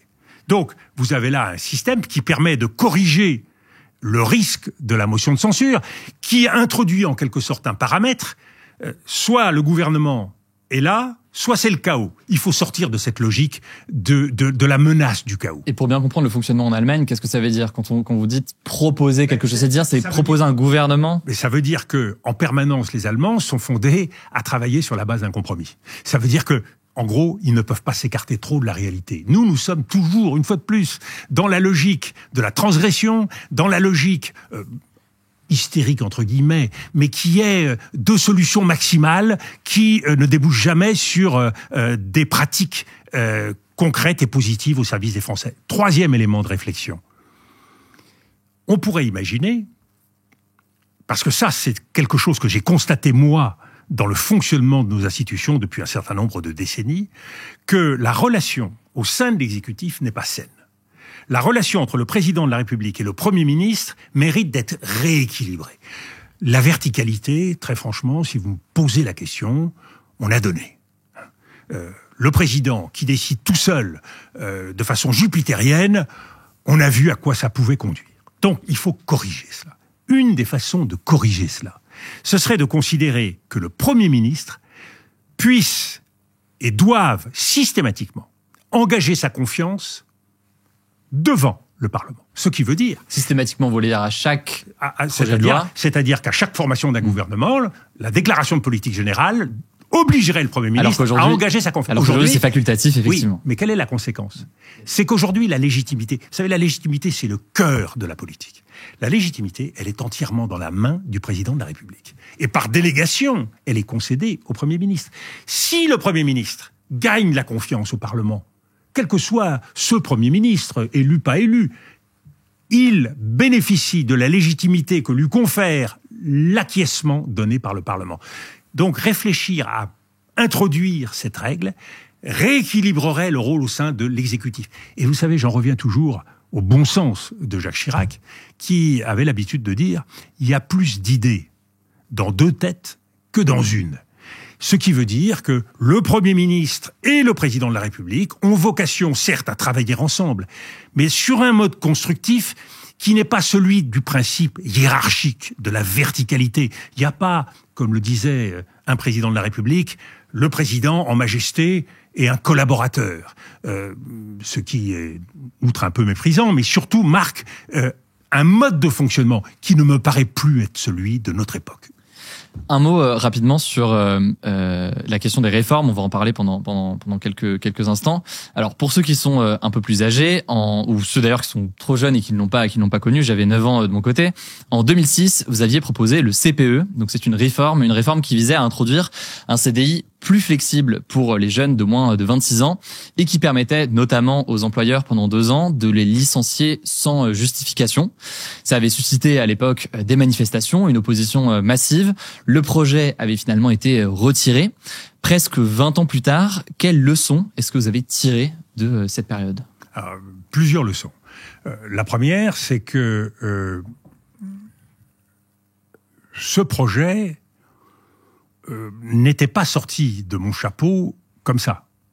Le contrat première embauche est né du contrat nouvelle embauche qui avait été mis en place précédemment et qui avait donné de remarquables résultats, puisqu'il se trouve que dans les 2 années où j'ai été Premier ministre, on a réussi à réduire non seulement le chômage, mais à réduire les déficits et à engager un processus de décrue de la dette. Donc on a marqué des points avec ce contrat nouvelle embauche qui s'adressait aux PME et qui visait à créer une relation de confiance entre le patron de PME et son employé à travers une période d'essai qui a été renouvelée dans le contrat première embauche, qui, contrairement à ce qu'on a dit et ce que la plupart des gens pensent aujourd'hui, n'était pas du tout un contrat d'inspiration libérale. Je n'ai rien d'un libéral. Je n'ai jamais été un apôtre. Mais il avait été vu comme une forme de précarisation des jeunes. Exactement. L'idée qu'on pouvait se défaire. Alors que ce contrat est né de la crise des banlieues qui venait de se terminer et qu'il se situait dans un projet de loi égalité des chances. Quel a été le choc pour moi de la crise des banlieues? C'est de constater que des jeunes pouvaient avoir 5, 6, 7 ans, 8 ans d'études et ne se voyaient proposer ni stage, ni emploi. Et en parlant, en recevant à Matignon, en allant sur le terrain, j'ai constaté que ce qui faisait que le déclic ne se faisait pas, c'est qu'évidemment, issus de quartiers, portant des noms qui pouvaient rendre un peu timides certains employeurs, eh bien, on n'osait pas leur faire confiance. Et donc, mon idée, c'était sur une durée effectivement longue, sans doute trop longue, permettre à ce jeune de donner la preuve de sa compétence, créer cet attachement qui peut exister dans les entreprises entre un employé et son patron, et qu'après 2 années de travail ensemble, eh bien le patron ne dirait pas à son jeune employé dont il connaîtrait les tenants, les aboutissants, la famille, etc., ne lui dirait pas maintenant c'est dehors. Donc, je me suis trompé sur la capacité de ce contrat à changer les mentalités, parce que c'était exactement ça, c'était un outil de justice sociale. Ça n'a pas été compris. Surtout, ça a été utilisé politiquement au sein de ma propre majorité, puisqu'on se rappelle qu'à l'époque, dans la rivalité qu'a posteriori on a voulu amplifier entre Nicolas Sarkozy et moi, Nicolas Sarkozy a fait en sorte que la majorité dézingue ce projet. Aujourd'hui, manifestement, nous sommes dans une situation où le rapport à la chose économique reste tout aussi difficile qu'à cette époque. Et si c'était à refaire aujourd'hui, il y aurait à nouveau, si un projet de ce type-là était porté, il y aurait à nouveau des craintes de précarité des jeunes qui se diraient, mais déjà qu'on a une difficulté à rentrer sur le marché de l'emploi, si c'est pour avoir un CDI volant, on va dire. Alors, pour être très concret sur les raisons pour lesquelles je croyais pouvoir espérer, c'est que je pensais qu'une fois qu'on aurait passé 1 an ou 2 ans dans une entreprise, ce qui était le principal reproche que me faisaient ces jeunes, souvent des quartiers, c'était, voyez-vous, nous, personne ne nous donne notre chance. On n'a même pas la possibilité de faire un stage. Là, je me disais, au moins, ils auront fait 1 an et demi, 2 ans, et même si ça se passe mal au bout des 2 ans, ils arriveront avec une expérience. Alors que systématiquement, la première chose qu'on demande à un jeune, quelle expérience vous avez? Là, il y avait en quelque sorte une espèce d'huile, un mécanisme qui permettait de donner aux jeunes sa chance. Alors, il faut, et c'est l'erreur que j'ai commise, la faute que j'ai commise, c'est de ne pas prendre en compte suffisamment les représentations, et de ne pas prendre en compte suffisamment les rapports de force. Et on était en fin de 2e mandat de Jacques Chirac, donc je n'avais pas le temps et je voulais continuer à agir dans le cadre de ce mandat, et ça a donné le résultat. Mais il faut en tirer les leçons, et on peut en tirer les leçons. Et on voit que sur un sujet comme celui-ci, il y a aussi d'autres questions qui se posent sur la question des discriminations à l'embauche, voire du racisme nous sommes aux 20 ans de la charte de la diversité, qui a été créée en 2004. Nous voyons bien que beaucoup a été accompli dans tous les domaines, que ce soit la diversité confessionnelle, ethnique, que ce soit la diversité entre hommes-femmes, que ce soit la diversité, la neurodiversité, parce que c'est vrai qu'il y a une différence aussi qui s'exprime de ce côté-là, le handicap, et le chantier, toujours des discriminations. Le chantier reste ouvert. Autre réforme qui fait beaucoup parler, cette fois-ci c'est pas la vôtre, c'est celle de la réforme des retraites d'Emmanuel Macron, notamment l'âge légal de départ à la retraite passé de 62 à 64 ans. Une réforme qui a été adoptée, on le sait, au 49.3, car il y avait une absence ou un risque d'absence de majorité sur ce projet-là. Sur le fond, comment est-ce que vous jugez aujourd'hui cette réforme, et sur la forme, est-ce que vous approuvez la méthode ?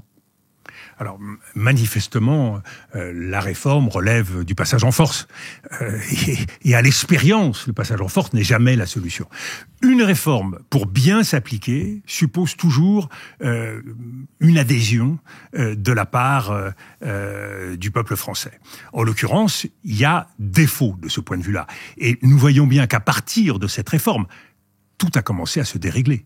Donc, le prix, en quelque sorte, du passage en force, eh bien, c'est tout ce qui a suivi.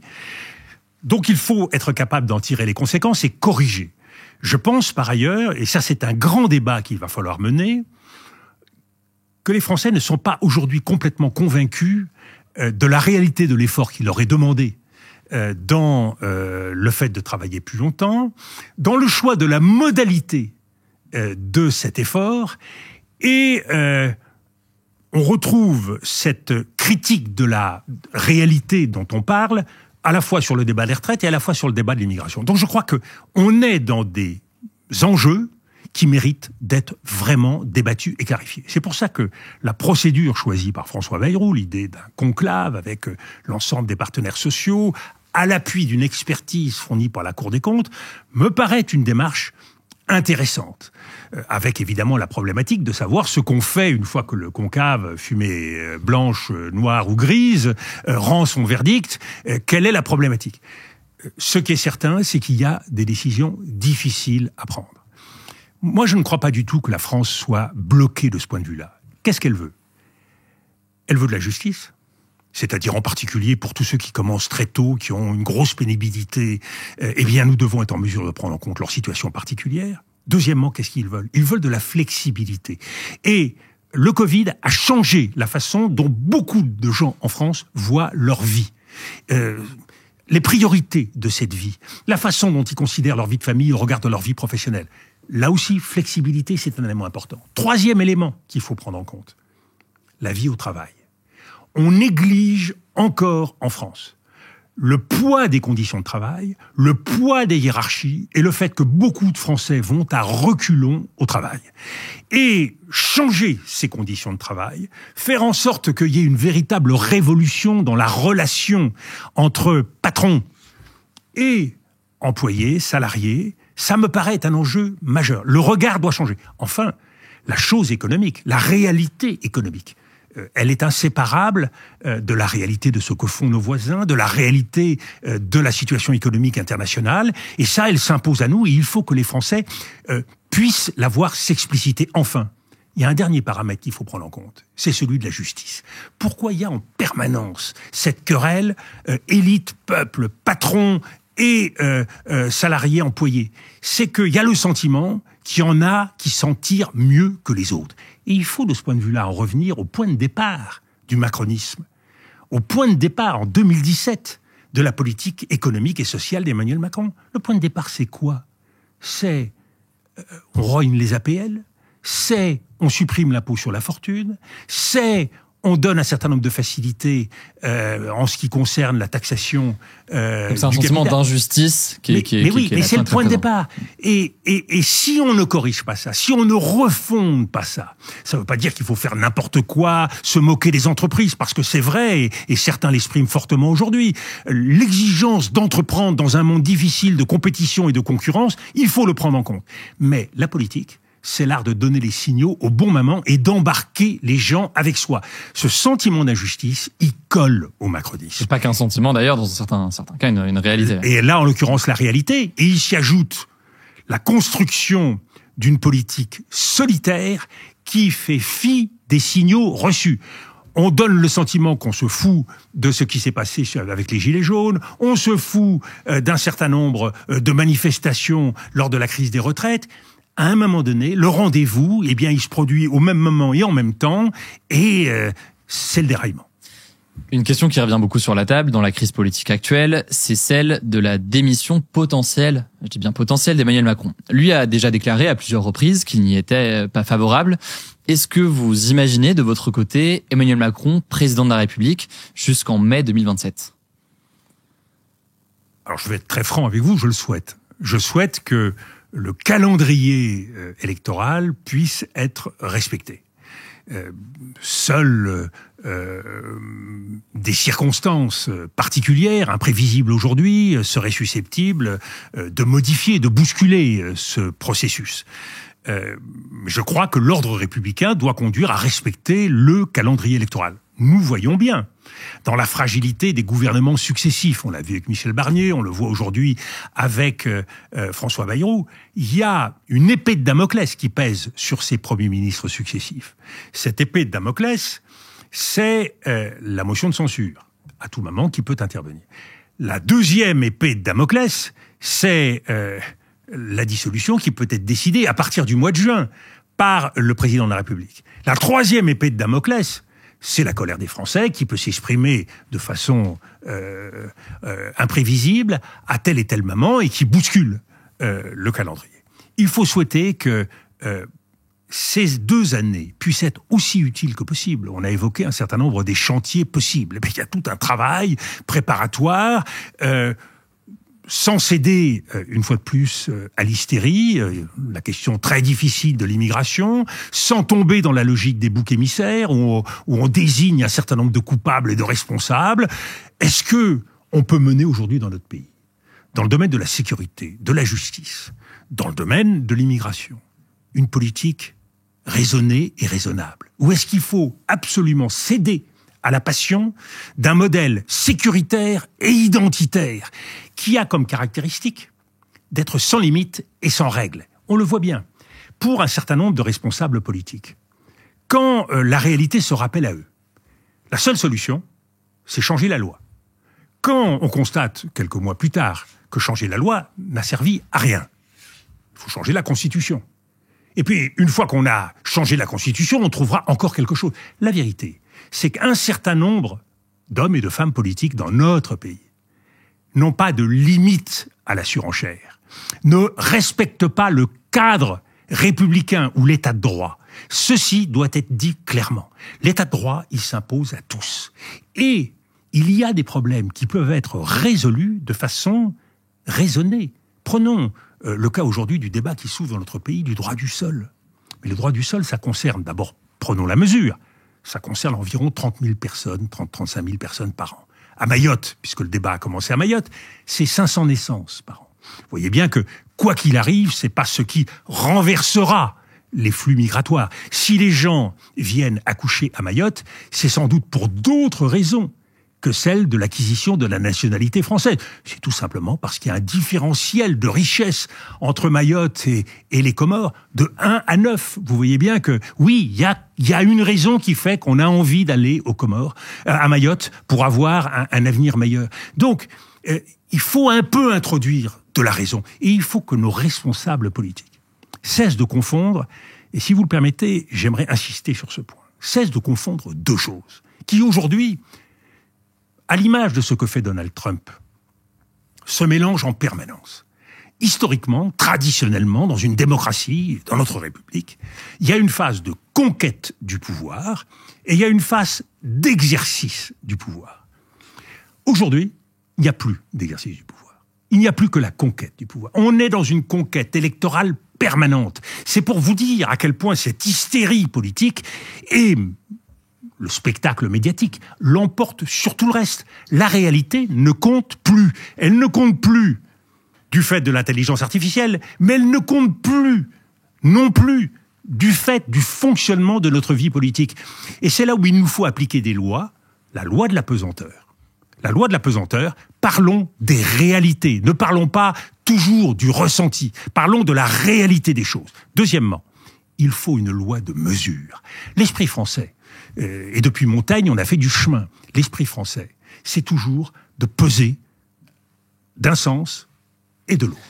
Et d'arbitrer aussi, c'est l'une des questions que j'avais sur la question du temps court et du temps long. Parce que les épées de Damoclès que vous évoquez, on imagine, alors il y a le risque de la surenchère que vous avez évoqué, il y a un autre risque, c'est le risque de la précipitation dans certains cas.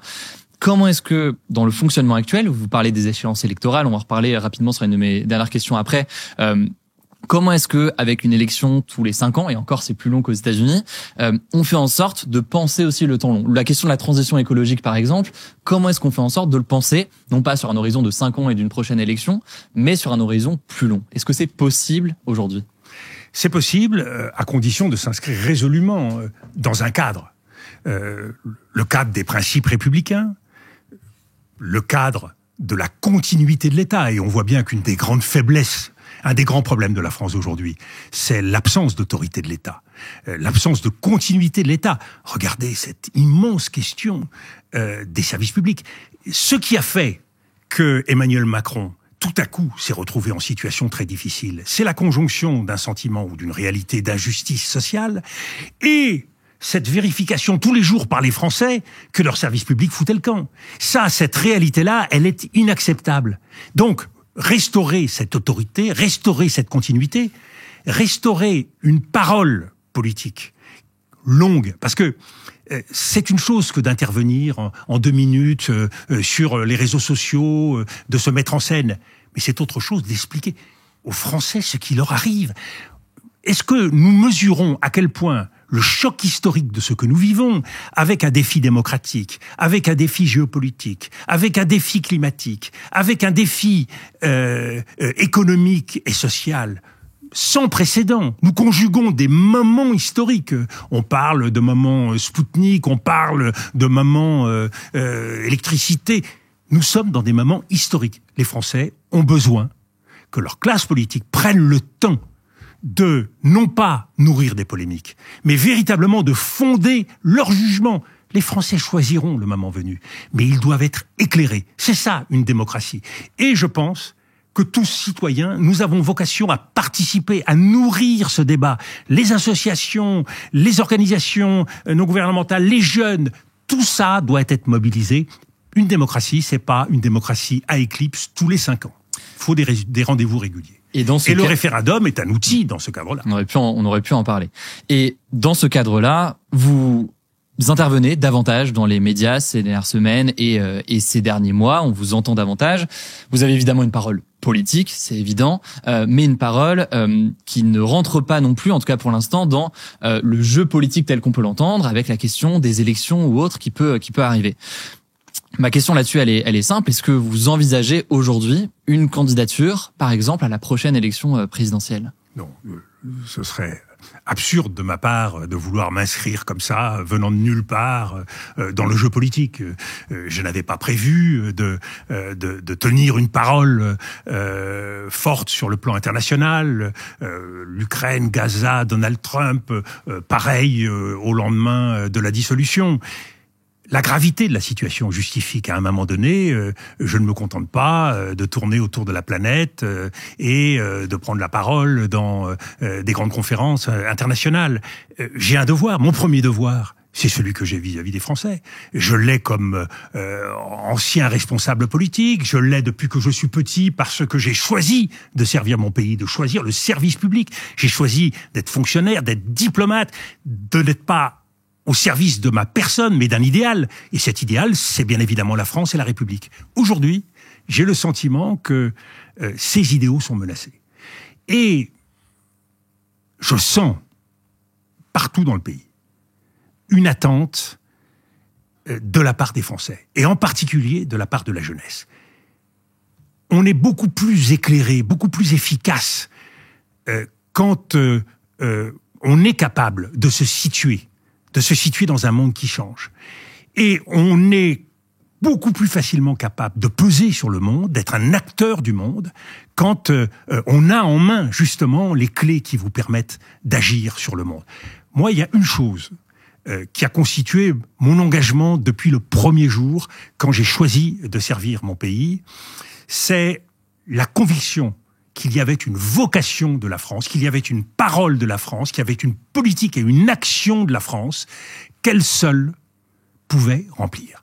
Et donc, je veux faire en sorte que tous ceux qui choisissent l'engagement, que tous ceux qui choisissent le combat pour que cette France-là existe et continue à exister, pour que nous apportions une réponse au malheur français, parce que c'est véritablement ce que j'ai senti au quotidien.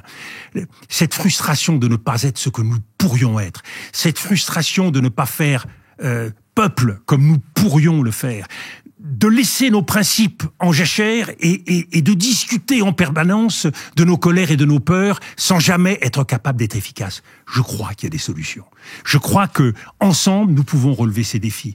On a besoin à la fois de regarder en arrière pour tirer les leçons des erreurs que nous commettons. Et moi, je n'ai jamais cessé toutes les dernières années d'essayer de mûrir et de tirer les leçons des erreurs que j'ai faites pour essayer de faire mieux et pour que tous ceux qui auront vocation à servir la France dans les prochaines années, puissent être mieux éclairés.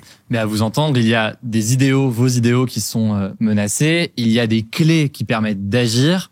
Et la clé, tout de même, l'une des clés tout de même pour agir, c'est la clé du pouvoir politique. C'est évidemment quand même l'une d'entre elles. Oui, mais celle-là, c'est pas moi qui l'ai, c'est le peuple français. Très bien. On suivra tout ça. Merci beaucoup. Merci à vous. Villepin. Merci pour votre temps. Si cette interview vous a intéressé, rendez-vous sur notre chaîne YouTube ou sur notre podcast pour écouter les autres et tout ce qui arrive ensuite. Merci pour votre fidélité et votre confiance. On se dit à très vite.